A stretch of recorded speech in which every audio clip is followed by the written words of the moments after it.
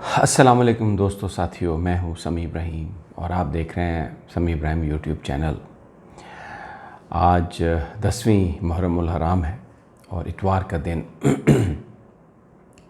آج کے دن کی مناسبت سے اگر ہم بات کریں تو حسین کی اور ان کے خاندان کی، آل محمد کی جو وہ لازوال قربانیاں ہیں، اس کا ایک مقصد تھا، اور مقصد یہ تھا کہ کبھی بھی باطل کے سامنے نہیں جھکنا، حق جو ہے اس کی رسی کو تھامے رکھنا ہے، اور بھروسہ جو ہے وہ صرف اللہ پہ کرنا ہے۔ اور جو حسین کی کربلا میں قربانی تھی، آج یزید کہیں نظر نہیں آتا۔ آج اگر نام ہے تو آل محمد کا، حضرت محمد مصطفیٰ صلی اللہ علیہ وسلم کے نواسہ حسین کا، ان کے آگے ان کی آل اولاد کا، اور یزیدیت ہمیں کہیں نظر نہیں آتی۔ یزیدیت کا خاتمہ حسین نے اپنے خون سے کیا، اور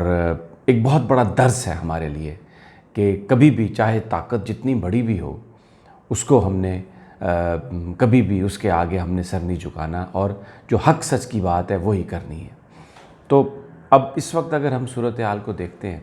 پوری دنیا پر ہم نظر ڈالتے ہیں، تو آج ہمیں ایسا لگتا ہے کہ جس زمانے میں ہم پیدا ہوئے ہیں، اس زمانے میں اسلام کے دشمن جو ہیں وہ پوری طرح ایکٹیو ہیں، ہر طرح ایکٹیو ہیں۔ مسلمانوں کو اکسایا جاتا ہے، مسلمانوں کو مختلف طریقوں سے یہ بنا کے پیش کرنے کی کوشش کی جاتی ہے کہ یہ دہشت گرد ہیں۔ دنیا بھر کی جو برائی ہے اس کا ملبہ مسلمانوں پہ ڈالا جاتا ہے، اور کہا جاتا ہے کہ مسلمان ایک انتہا پسند قوم ہے، اسلام ایک انتہا پسند مذہب ہے، جو کہ یہ بات ایسے نہیں ہے۔ اور میں یہ بات اس لیے کر رہا ہوں کہ وقت کی ضرورت ہے کہ ہم سب ایک ہوں، اپنے اختلافات بھلائیں۔ اور دیکھیں، اس محرم الحرام میں ایک چیز ہمیں سمجھ میں آئی ہے، یہ میں برملا اس بات کا اظہار کروں گا کہ شیعہ علماء بہت جو ایک بڑی تعداد میں شیعہ علماء جو ہیں، ان کے جو بیانات ہیں، ان کی جو گفتگو ہے، اس نے پاکستان کے اندر جو سیکٹیرین ڈیوائیڈ تھی اس کے اوپر مرہم رکھنے کی کوشش کی ہے۔ اور یقیناً اس کے پیچھے جو ایران کی حکومت ہے، ان کی بھی ایک گائیڈ لائن ہوگی، اس واسطے کہ اس وقت پاکستان ایران کے نزدیک آنے کی کوشش کر رہا ہے۔ کچھ لوگوں نے گفتگو کی ہے، سوشل میڈیا پر بھی ہے، لیکن اس دفعہ ہمیں بہت ساری ایسی گفتگو بھی ذاکرین کرام سے اور شیعہ علماء حضرات سے ہمیں سننے کو ملی ہے، جس میں انہوں نے مساوات کا درس دیا ہے، جس میں انہوں نے انسانیت کا درس دیا ہے، جس میں انہوں نے صحابہ کے حوالے سے جو ایک نازیبا گفتگو کی جاتی ہے اور ڈیوائیڈ کرنے کی کوشش کی جاتی ہے مسلمانوں کو فرقے میں، اس کی انہوں نے ممانعت کی ہے، بالکل کھلے عام کہا ہے کہ آپ ایسا مت کریں۔ تو یہ ایک ایسی چیز ہے جو ہمیں کوشش نظر آتی ہے کہ مسلمان ایک ہو جائیں، اور حالات کا تقاضا بھی یہی ہے کہ اس ملک میں جو پراکسی وارز ہوئی ہیں وہ اب نہ ہوں، اور ہم مل کر، کیونکہ دشمن بہت بڑا ہے۔ آپ دیکھ لیں، آپ کے سامنے ہے اس ملک میں کس طرح فوج کو بدنام کرنے کی کوشش کی جا رہی ہے، کس طرح ان لوگوں کو پروموٹ کرنے کی کوشش کی جا رہی ہے جو فوج کو گالیاں نکالتے ہیں، جو پاکستانی اداروں کو گالیاں نکالتے ہیں، جو اس ریاست کو ایک فیلڈ ریاست کہتے ہیں، جنہوں نے ماضی میں سویلین بالادستی کے نام پر یہاں پر پاکستان کے اداروں کو گالیاں دی، پاکستان کی فوج کو گالی دی، کشمیر کے حوالے سے بھی اگر بات ہوئی تو اس کو بھی ڈیوائیڈ کرنے کی کوشش کی، لیکن آج وہ سب لوگ بیہائنڈ دی سین فوجی سے گفتگو کر رہے ہیں۔ سویلین بالادستی کی بات کرنے والے، آپ شہباز شریف صاحب ہوں، فوج سے مذاکرات کر رہے ہیں، آصف زرداری صاحب ہوں، فوج سے بیہائنڈ دی سین مذاکرات کر رہے ہیں، خواجہ آصف ہوں، ایاز صادق ہوں، شاہد خاقان عباسی ہوں، ایون نواز شریف، مریم نواز صاحبہ، سب فوج سے درپردہ ساز باز کرنے کی اور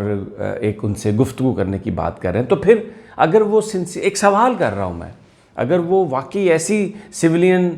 بالادستی چاہتے تھے جس میں پاکستان کی فوج کے ساتھ کوئی عمل دخل نہ ہو، حالانکہ یہ نوشن ہی دنیا میں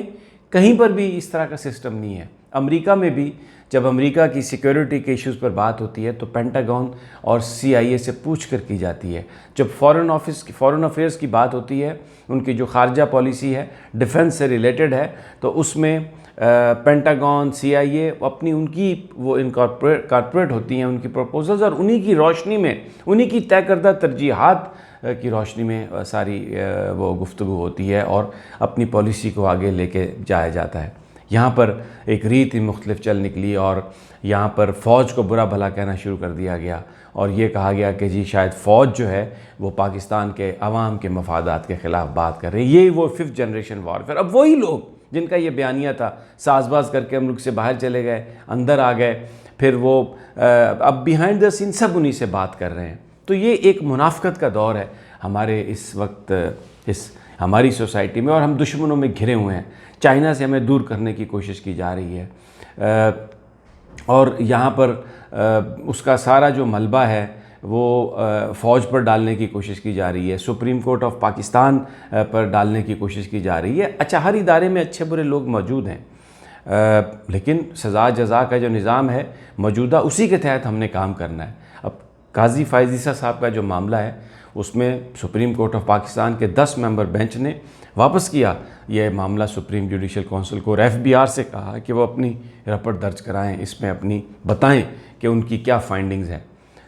کئی دفعہ میسیجز دیے گئے، نوٹسز دیے گئے جو قاضی فائز عیسیٰ صاحب کی جو اہلیہ ہیں، اور پہلے تو وہ لیت و لال سے کام لیتی رہیں، بعد میں انہوں نے جو جواب دیا، اب فائنل جو FBR نے ان کا جواب مسترد کر دیا، اور یہ سرینا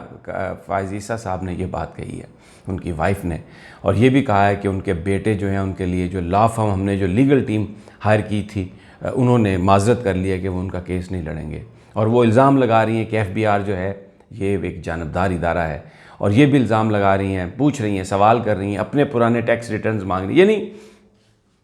ایسا لگ رہا ہے کہ FBR نے جو ان سے پوچھا تھا کہ وہ جو پراپرٹیز خریدی گئی تھیں وہ کوئی تقریباً 10-11 کروڑ ان کی مالیت بنتی ہے، اور جو دیا حساب کتاب قاضی فائز عیسیٰ صاحب کی اہلیہ نے وہ تقریباً 90 لاکھ سے 1 کروڑ روپے کے درمیان بنتا ہے۔ اب وہ باقی جس رقم کا وہ ذکر کرتی ہیں ان کی قاضی فائز عیسیٰ صاحب کی اہلیہ، اس پر ٹیکس ادا نہیں ہوا، وہ ڈکلیئرڈ منی نہیں ہے، وہ لیگل منی نہیں ہے۔ تو جب وہ لیگل منی نہیں ہے تو وہ ان کی جو آمدن ہے وہ تو وہی دیکھی جائے گی، اسی کو کاؤنٹ کیا جائے گا جس پر انہوں نے ٹیکس دیا، اور یہی پہلے دن کا کیس تھا کہ جو ایک جج صاحب کا جو کنڈکٹ ہے، اگر ان کی فیملی کا اگر وہ کنڈکٹ ٹھیک نہیں ہے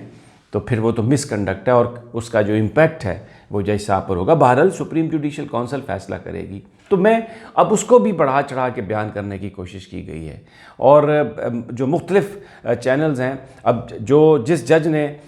ضمانت لی تھی ان کی رانا ثناء اللہ صاحب کی، ان کے جو ریمارکس آپ دیکھیں تو اس میں نظر آتا ہے کہ ایک باعث تھا۔ وزارت قانون نے ان کو کام کرنے سے روک دیا وہاں پر، اس لیے کہ جب کسی جج کی جانبداری پر اگر متعلقہ ادارے کو یہ شبہ ہو جائے تو پھر وہ اس کو تبدیل کر سکتے ہیں۔ اب یہ وزارت قانون ہی کی ذمہ داری ہے کہ انہوں نے اگر وہ کسی جج کو چاہیں تو رکھیں، کسی جج کو چاہیں تو نہ رکھیں، لیکن اس کو سکینڈل بنایا جا رہا ہے، اور اب اس جج کو ایک انتہائی ایسا شخص بنا کے پیش کیا جا رہا ہے کہ شاید ان سے کچھ زیادہ ایماندار نہیں ہے کوئی۔ اب یہ اتنا زیادہ میڈیا ڈیوائیڈڈ ہے کہ جو جس کے ساتھ کھڑا ہے اسی کا بیانیہ لے کے آگے چل رہا ہے، سمجھ نہیں آ رہی۔ یہ کنفیوژن سویڈن میں دیکھیں تو وہاں پہ توبہ نعوذ باللہ قرآن پاک کے نسخے جلائے جا رہے ہیں۔ یہ ایک مسلمانوں کو ایک طرح سے بھڑکانے کی کوشش کی جا رہی ہے۔ ابھی کراچی میں جو بارش ہوئی، سندھ میں جو بارش ہوئی، مختلف شہروں میں جو بارش ہوئی، تو پتہ چلا ہے کہ یہ سارے کے سارے جو شہر ہیں ہمارے ماسٹر پلانز کے بغیر ہیں۔ وہاں پر یہ جو بڑے بڑے ہمارے بھی اپنے ادارے ہیں، DHA ہے اور بڑے ڈیولپرز ہیں، بحریہ ٹاؤن ہے، اس کے علاوہ اور کئی ڈیولپر ہیں، انہوں نے اس طریقے سے اپنی بڑی بڑی بستیاں بنائی ہیں کہ سیوریج سسٹم اس طرح کا نہیں بنایا کہ وہ پورے شہر کو سپورٹ کر سکے، کیونکہ یہ شہر ماسٹر پلان کے بغیر ہیں۔ اور جو طاقتور ادارہ ہے انہوں نے زمین ایکوائر کی ہے اور وہاں پر بڑی بڑی سڑکیں کھڑی کر دیں، بڑی بڑی باؤنڈریز کھڑی کر دیں، جو پانی باہر نکالنے والا جو سسٹم تھا وہ چوک ہو گیا سارا۔ اب سندھ کے وزیر اعلیٰ کہتے ہیں کہ جناب ساری انکروچمنٹ ہم کراچی کی گرا دیں گے، چاہے وہ کسی جگہ پر بھی بنی ہوئی اور وہ کسی کا بھی ادارہ ہے۔ یہ وہ کام تھے جو پہلے سوچنے والے تھے۔ بری طرح ہم ایز اے نیشن پچھلے 70 سال میں ہم کچھ نہیں کر سکے، اور پھر جب عمران یہ بات کرتا ہے کہ یہ ایک پورا ہم نے ایک سسٹم کو بنانا ہے، اداروں کو بنانا ہے اور مافیاز کے ساتھ مقابلہ ہے، تو جو لوگ یہ بات کرتے ہیں ان کو تنقید کا نشانہ بنایا جاتا ہے۔ اب جنرل عاصم سلیم باجوہ کو نشانہ اس لیے بنایا گیا کہ کیونکہ وہ سی پیک اتھارٹی کے چیئرمین ہیں، اور سی پیک کو روکنا ہے، پاکستان کی فوج کو بدنام کرنا ہے۔ جو امریکہ میں رہنے والے لوگ ہیں ان کو سب کو پتہ ہے کہ یہ جو پاپا جان جو پیزا شاپ ہے کتنی اس کی مالیت ہے۔ اور جب یعنی ہمارے ایک دوست ہیں وہاں پر نیو یارک میں، انہوں نے ایک فوڈ چین کو انہوں نے شروع کیا، یہ کنٹکی فرائیڈ چکن کو حلال دیتے ہیں۔ ان کی اب چین جو ہیں، ان کے جو بزنسز ہیں وہ کوئی 40-50 سے زیادہ ہیں۔ تو 2-3 چین سے شروع ہونا اور پھر اس کے بعد اسی چین میں اور چیزیں خریدتے رہنا، اس میں کریڈٹ بھی ملتا ہے۔ یہ امریکہ میں رہنے والے لوگ سمجھتے ہیں کہ فینومینل گروتھ ہے۔ یہ ہمارے دوست ہیں ساجد تارڑ صاحب، ایک گیس اسٹیشن بنایا انہوں نے، اب پتہ نہیں 35-40 ان کے گیس اسٹیشن ہیں۔ لیکن وہ عاصم سلیم باجوہ کو، پاکستان کی فوج کو، سی پیک کو روکنا مقصود تھا۔ اس لیے جس انداز میں گفتگو کی جا رہی ہے، جس انداز میں یہ کہانی بیان کی جا رہی ہے، صرف پاکستان کو پیچھے لے جانے کی، اور جو اصل مسائل ہیں پاکستان کے ان پر بات نہیں ہو رہی کہ یہ جو شہر ڈوبے ہیں یہ کس نے ماسٹر پلان نہیں بنایا۔ اور یہ جو بڑی بڑی بستیاں، ڈیفنس کے لوگ جا رہے ہیں کورٹ میں کہ وہاں سے وہ ڈی ایچ اے کے خلاف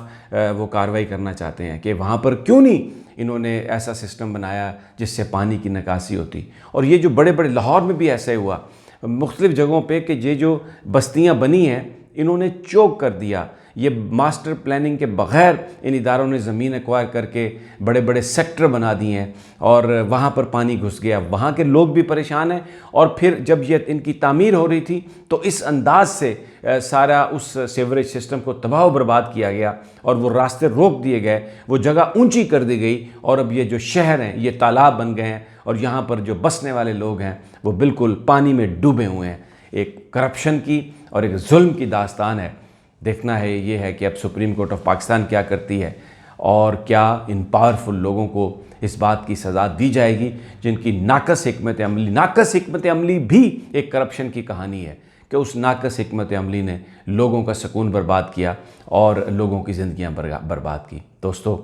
بہرحال آج 10 محرم الحرام ہے، اور حضرت امام حسین کی جو تعلیمات ہیں